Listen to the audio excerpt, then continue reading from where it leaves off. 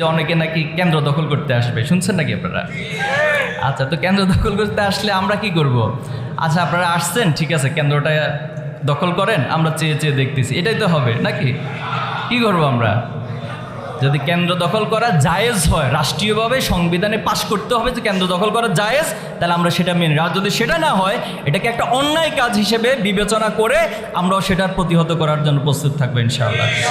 ছাত্র শিবির ক্যাম্পাসগুলো ঠিক একই কাজ করেছে, আমাদেরকে কম ডিস্টার্ব করে নাই, আমাদেরকে কনফ্লিক্ট তৈরি করার জন্য, মারামারি করার জন্য, আমাদের পায়ে পাড়া দিয়ে ঝগড়া করার জন্য কম চেষ্টা করে নাই।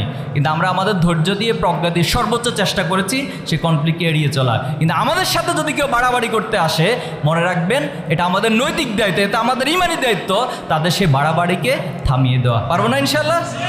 এজন্য প্রস্তুত আছেন তো? শারীরিক মানসিক সব দিক থেকে প্রস্তুত থাকতে হবে। নাম্বার 3 হচ্ছে আল্লাহর সাহায্য। আল্লাহর সাহায্য ব্যতীত আমরা যত চেষ্টাই করি না কেন, এটা কখনো সফল হয় না। এজন্য যেখানেই বিজয়ের কথা বলা হয়েছে, ইজা জা নাসরুল্লাহি ওয়াল ফাত, বিজয় মানেই হচ্ছে আল্লাহর সাহায্য লাগবে। নাসরুম মিনাল্লাহি ওয়া ফাতহুম কারীব, যেখানেই বিজয় প্রয়োজন সেখানে আল্লাহর সাহায্য প্রয়োজন। আমরা আমাদের সকল প্রচেষ্টা চালাবো আর আল্লাহ তাআলার কাছে আমরা মন প্রাণ খুলে দোয়া করবো, আল্লাহ যেন আমাদের কাজগুলোকে সহজ করে দেয়। 2024-এর 5ই আগস্ট, ঠিক তার আগে আমরা কোন পরিস্থিতিতে ছিলাম সেটা আমাদের মনে আছে।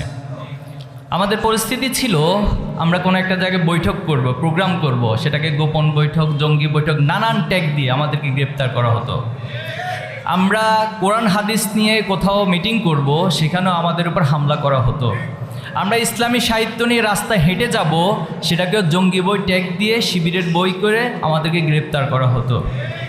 আমাদের ভাইদেরকে নির্যাতন করা হতো, ক্যাম্পাসগুলোতে আমাদের ভাইদেরকে পরিচয় দিতে দেওয়া হতো না। ইসলামী ছাত্র শিবিরকে ক্যাম্পাসগুলোতে হত্যাযজ্ঞ করা হয়েছিল। ইসলামী ছাত্র শিবির, জামাত ইসলামী, ইসলামী আন্দোলন, যারা ইসলামী মূল্যবোধের কথা বলতো তাদেরকে হয়তো খুন করত, অথবা গুম করা হতো, অথবা মামলা দিয়ে গ্রেপ্তার করে নানানভাবে নির্যাতন করা হতো। আমাদের ভাইদের বাড়িঘরগুলোকে বুলডোজার দিয়ে নির্মমভাবে নিঃশেষ করে দেওয়া হয়েছে। সাতক্ষীরা সহ সারা বাংলাদেশে অসংখ্য ঘটনা আপনারা জানেন। আমাদের মাদের, আমাদের বোনদের উপরও নির্যাতন তারা চালিয়েছিল, আমাদের বোনদের মাদের উপরও তারা গুলি চালিয়েছিল। এই যে একটা দীর্ঘ সময় পার করে 2024-এর জুলাই এবং আগস্টে বাংলাদেশের সকল মানুষ জেগে উঠল, বাংলাদেশের ছাত্ররা জেগে উঠল, যুবকরা জেগে উঠল, সকল শ্রেণী পেশা জেগে উঠল। এ জেগে ওঠার মধ্য দিয়ে আল্লাহ তাআলা আমাদেরকে একটি পরিবর্তিত পরিস্থিতি দান করেছেন। আমি শ্রদ্ধার সাথে স্মরণ করছি আমাদের সেই সকল শহীদদেরকে, আমাদের সেই সকল নির্যাতিত ভাইদেরকে, যাদের রক্তের বিনিময়ে, যাদের জীবনের বিনিময়ে আল্লাহ তাআলা আমাদেরকে চমৎকার এই পরিবেশ দিয়েছেন। আলহামদুলিল্লাহ, আমরা তাদের জন্য দোয়া করছি, আল্লাহ তাআলা যেন তাদেরকে শাহাদাতের সর্বোচ্চ মর্যাদা দান করেন। আমি ইসলামী ছাত্র শিবির, ইসলামী আন্দোলন সকল শহীদদের পাশাপাশি জুলাই এবং আগস্টে শহীদ আবু সাঈদ, শহীদ মুগ্ধ সহ আমাদের সর্বশেষ শহীদ ওসমান বিন হাদি, যাকে নির্মমভাবে গুলি করে হত্যা করা হয়েছে, আমরা তাদের জন্য দোয়া করছি, আল্লাহ তাআলা সবাইকে শাহাদাতের মর্যাদা দান করে। আল্লাহুম্মা আমিন। সম্মানিত ভাইরা, ইসলামী ছাত্র শিবিরের যে 5টি ছাত্র সংসদ বিজয় লাভ করেছি আমরা, নিঃসন্দেহে এখানে অনেক বিষয় ছিল, অনেক পলিসি মেনটেনের বিষয় ছিল। আমাদের ভাইদের নির্ঘুম রাত, আমাদের ভাইদের সারাদিন পরিশ্রম, এরপরে হচ্ছে আমাদের নানান ভাইদের, বোনদের সারা দেশ থেকে বিভিন্ন জায়গা থেকে রোজার মাধ্যমে দোয়া করেছেন।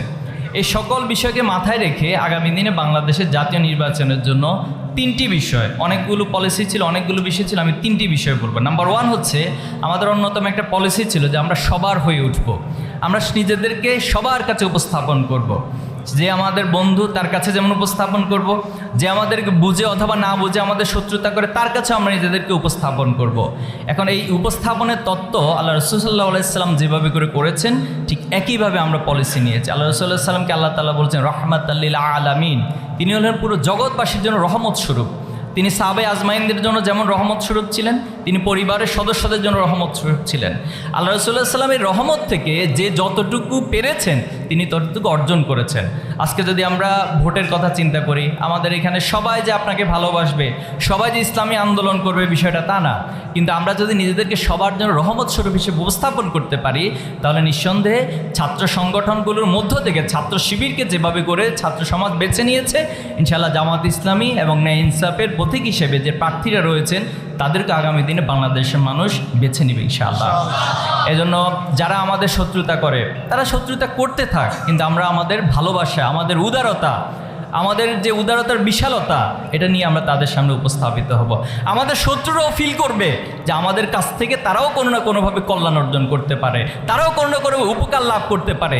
এই পরিবেশ, এই পরিস্থিতি, আচরণের মধ্য দিয়ে আমাদেরকে তুলে ধরতে হবে। সমাজের অপরাধপ্রবণ অনেক মানুষ থাকে, সেই অপরাধপ্রবণ মানুষগুলো বুঝবে যে এরা যদি ক্ষমতায় আসে আমাদের অপরাধগুলো সংশোধন হওয়ার সুযোগ পাবো।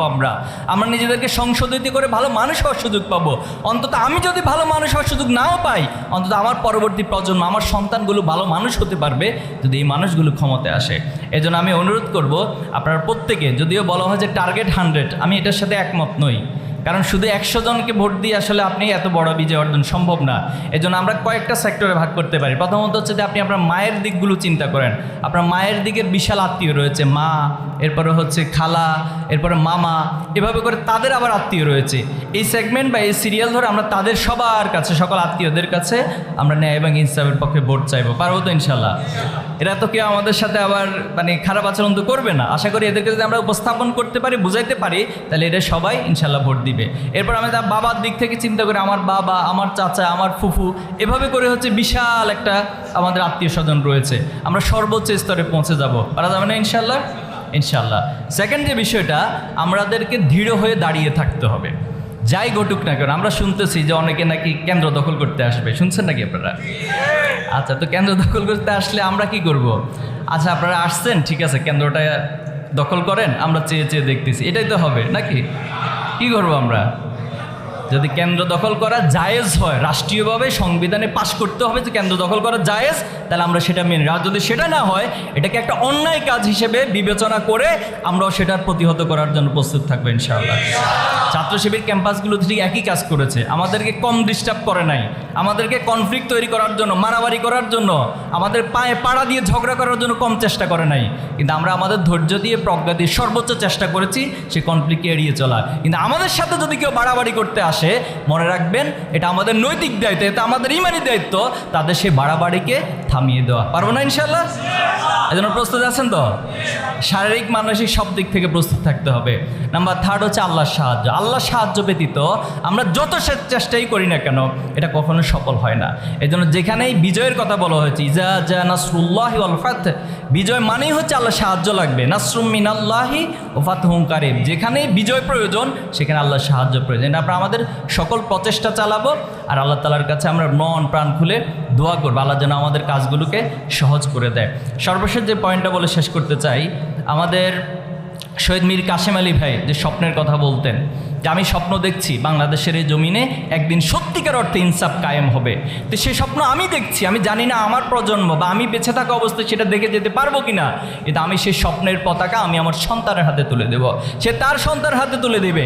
এভাবে কোনো একজন প্রজন্মের হাত ধরে বাংলাদেশ সত্যিকার অর্থে ইনসাফের, দিন কায়েমের যে পতাকা, সেটা পথ পথ করে উঠতে থাকবে ইনশাআল্লাহ। আমরা বিশ্বাস করি আল্লাহ তাআলা আমাদেরকে সেদিকে ধাবিত করছেন। আমাদের শহীদ আল্লামা দেলোয়ার হোসেন সাঈদী, ওনার এই বক্তব্যটা হয়তো আপনারা অনেকে শুনে থাকবেন। ওনার বক্তব্যের আলাদা একটা গভীরতা রয়েছে, একটা ডেপথনেস রয়েছে। উনি যাই বলেছেন, এখনও যদি আপনি সে ওনার ওয়াজগুলো শোনেন, বক্তব্যগুলো শোনেন, আপনার কাছে প্রাণবন্ত মনে হবে যে গতকাল বা গত পরশু মনে তিনি বক্তব্যটা দিয়েছেন। বাংলাদেশের এই প্রেক্ষাপট, বৈশ্বিক এই প্রেক্ষাপটের সাথে ওনার বক্তব্যগুলো মিলে যাচ্ছে, অথচ বক্তব্যগুলো দিয়েছে অনেক আগে। তো ওনার এই বক্তব্যের মাঝে একটা লাইন ছিল এমন, যে আমার কাছে পৃথিবীর অনেক দেশের বাস্তব চিত্র রয়েছে, আমি পৃথিবীর অনেক দেশে গিয়েছি, কিন্তু আমার কাছে মনে হয় আল্লাহ যদি এই জমিনে, এই পৃথিবীতে কোনো একটা রাষ্ট্রকে সবার আগে দিন প্রতিষ্ঠার জন্য কবুল করে, আমার মনে হচ্ছে সেটা হবে বাংলাদেশ। শুনেছেন এই বক্তব্য? তাহলে আমরা আমাদের সেই রাহাবারের স্বপ্নকে লালন করি। আমরা মনে করি শাহাদাতের পথ মাড়ি দিয়ে আমরা একটা জায়গায় এসে দাঁড়িয়েছি, প্রয়োজনে আমরা আবার শাহাদাতের জন্য প্রস্তুত আছি। কারণ আমরা তো বলেছি বারবার এই কথাগুলো যে শাহাদাতের জন্যই পৃথিবীতে আমাদের আগমন, এবং আমরা প্রত্যেকটা দোয়ার মধ্যে আল্লাহর কাছে বলি যে আল্লাহ তুমি আমাদেরকে শাহাদাতের মৃত্যু নসিব করিও। তাহলে যেই প্রজন্ম, যে মানুষগুলো, যে টোটাল একটা জেনারেশন এই স্বপ্ন দেখে, এভাবে নিজেদের প্রত্যাশার কথাগুলো আল্লাহর কাছে বলে, আল্লাহ নিঃসন্দেহে তাদেরকে মাহরুম করবেন না, করবেন না। তো ইনশাল্লাহ আমরা প্রত্যাশা রাখবো। আমাদের এখানে 2 জন প্রার্থী রয়েছেন, মোবারক ভাই এবং কাজীদ্দিন মোহাম্মদ ভাই। আপনারা আপনাদের নিজেদের জায়গা থেকে সর্বোচ্চ পরিমাণে চেষ্টা করবেন, পরিশ্রম করবেন, এবং এখানে ঘুমের কোনো ক্যালকুলেশন থাকবে না, এখানে খাওয়া দাওয়ার কোনো ক্যালকুলেশন থাকবে না। যদি আপনি নির্বাচন করার আগে আপনার ঘুমের টাইম সকাল এতটা থেকে এতটা, রাত এতটা থেকে এতটা, আমার খাবার কি 2টা বাজে ঠিকভাবে হয়েছে কিনা, 3টে বেজে গেছে কিনা, এই ক্যালকুলেশন করে আসলে কখনো নির্বাচন হয় না। সেই জন্য সব ক্যালকুলেশনকে মারি দিয়ে আমরা শুধুমাত্র আল্লাহর সন্তুষ্টির জন্য এবং আমাদের পূর্ববর্তী প্রজন্ম, আমাদের শহীদদের, আমাদের আহত পঙ্গুত্ব ভাইদের এবং এই বাংলাদেশকে যারা সত্যিকার অর্থে ইনসাফের বাংলাদেশ চায়, সবার স্বপ্নগুলোকে ধারণ করে আমরা পরিশ্রম করে যাব। ইনশাআল্লাহ আল্লাহ আমাদেরকে সাহায্য করবেন। নাসরুম মিনাল্লাহ ফাতহুন কারীব ওয়া বাশশিরিল মুমিনিন। ইনশাআল্লাহ বিজয়ের দিন আবার দেখা হবে। আসসালামু আলাইকুম ওয়া রাহমাতুল্লাহ।